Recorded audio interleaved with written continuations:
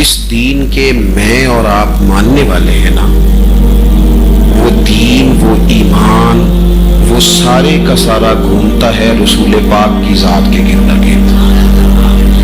نبی پاک صلی اللہ تعالی علیہ وسلم کی ذات بندہ مومن کے ایمان کا مرکز و محور ہے۔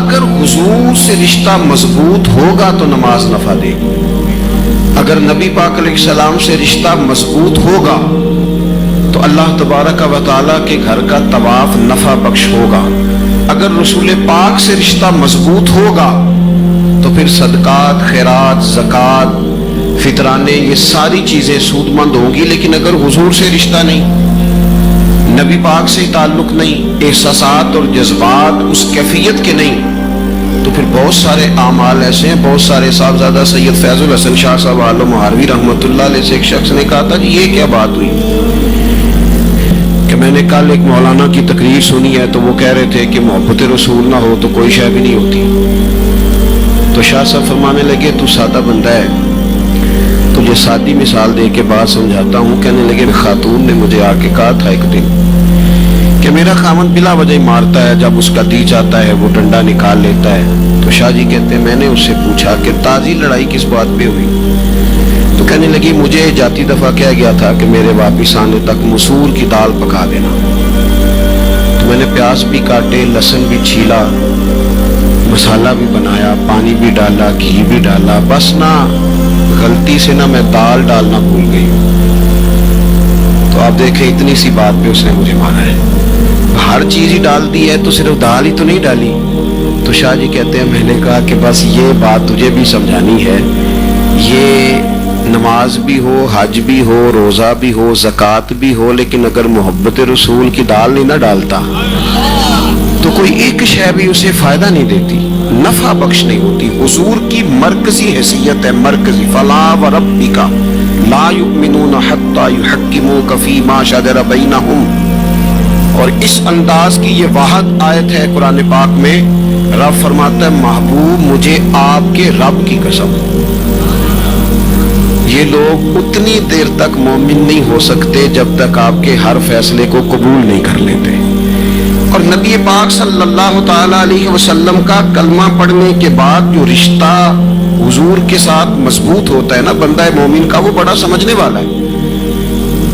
اس کی حساسیت کو، اس کی نوعیت کو اور اس رشتے میں پائی جانے والی قربت کو بنظر غائب سمجھنے کی ضرورت ہے۔ فرمایا نبی اولیٰ بالمؤمنین من انفسہم،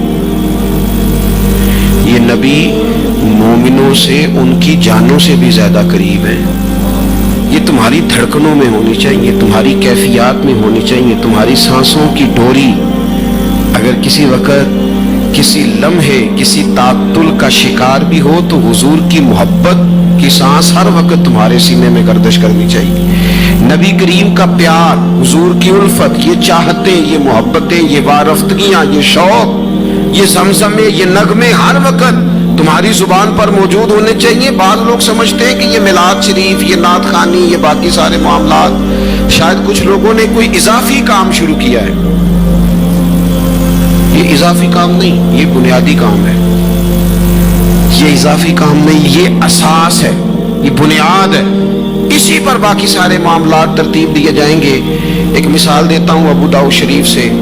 نبی پاک صلی اللہ تعالی علیہ وسلم نے ایک یہودی سے گھوڑا خرید لیا۔ سرور کائنات علیہ السلام نے اسے کہا میرے ساتھ میں تجھے اس کی رقم دیتا ہوں۔ اس کے ساتھ جس وقت قیمت کا تعین ہو رہا تھا، سودا ہو رہا تھا، تو یا محبوب تھے یا وہ یہودی تھا۔ محبوب نے فرمایا آگا تھوڑا سا، حضور آگے چلے، وہ ذرا پیچھے رہ گیا۔ پیچھے سے لوگوں نے اسے کہا کہ تو نے سستا بیچ دیا ہے، زیادہ قیمت لگا دی۔ مکر گیا وہ۔ اللہ کے حبیب علیہ السلام نے کہا یہ پیسے رکھ لو، گھوڑا دے دو۔ کہنے لگا میں نے بیچا ہی نہیں۔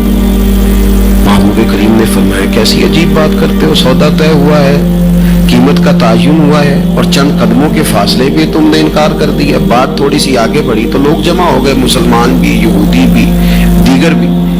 اب سب لوگ وہاں اکٹھے ہیں، بات ہو رہی ہے، وہ اصرار کر رہا ہے کہ میں نے نہیں بیچا۔ محبوب فرماتے ہیں تم نے بیچا ہے۔ اب اس نے ایک بات کی ایک بات، بعض لوگ ایسے ہوتے ہیں کہ پہلی ڈالتے ہیں یا کوئی ایسی بات کر دیتے ہیں کہ سامنے والے کے پاس ممکن نہ ہو اس کو پورا کرنا تو وہ جیت جائیں. وہ کہنے لگا جی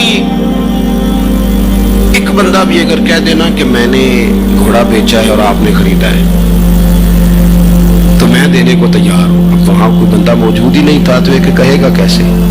جیسے ہی اس نے یہ مطالبہ رکھا، حضور علیہ السلام کے صحابی حضرت خزیمہ رضی اللہ تعالیٰ عنہ مجمع کے بیچ میں سے بول پڑے، کہنے لگے میں دیتا ہوں نا گواہی.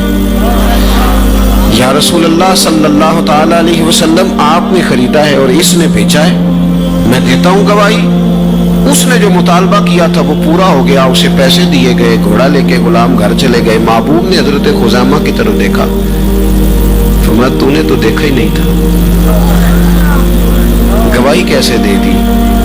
دو جملوں میں جناب خزیمہ نے ایمان کی حقیقت کھول کے رکھ دی. کہنے لگے سونیا یہ تو زمین کی بات ہے، میں نے تو آپ کے کہنے پر آسمان کی ساری خبریں مان لی. گویا میں تو جنت مان گیا، دوزخ مان گیا، فرشتے مان گیا، میں تو رب کو مان گیا آپ کے کہنے پر. ان میں سے میں نے کچھ نہیں دیکھا تو آپ کے کہنے پر اتنا کچھ مان گیا. سرور کہوں کہ مالک و مولا کہوں تجھے، باغ خلیل کا گھلے زیبا کہوں تجھے، تیرے تو وصف عیب تناہی سے ہیں بھری، حیران ہوں میرے شاہ میں کیا کیا کہوں تجھے. لیکن رضا نے ختم سخن اس پہ کر دیا، خالق کا بندہ